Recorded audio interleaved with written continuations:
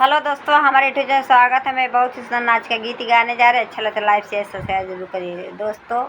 हमको आप लोग की प्यार दुलार की ज़रूरत है दोस्तों।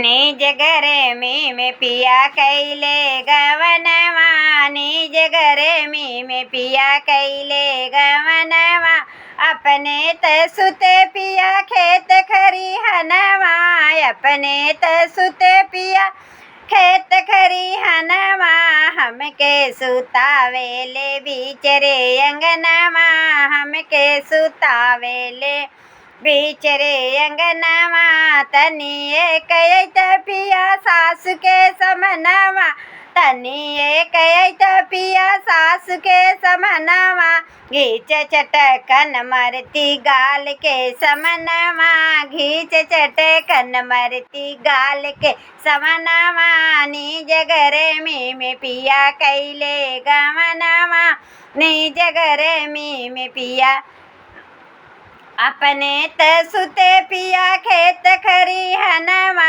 हमके सुतावेले बीच कोहा बरवा, हमके सुतावेले बीच कोहा बरवा, तनी एक पिया जठनी के समनवा, तनी एक पिया जठनी के समनवा, घीच चटकन मरती गाल के समनवा, घीच चटकन गाल के समनवा, निज घरे में पिया कैले गवनवा, निज घरे में पिया अपने त सुते पिया खेत खरिहनवा, हमके सुतावेले बिचरे अंगनवा, हमके सुतावेले, तनी एक पिया ननद के समनवा, घीच चटकन मरती गाल के समनवा, घीच चटकन मरती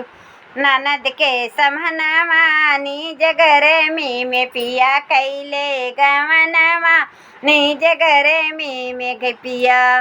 तो दोस्तों धन्यवाद। दे रहा नाच का गीत अच्छा लगा तो कमेंट में लिख जरूर बताइएगा। गीत जैसा भी लगे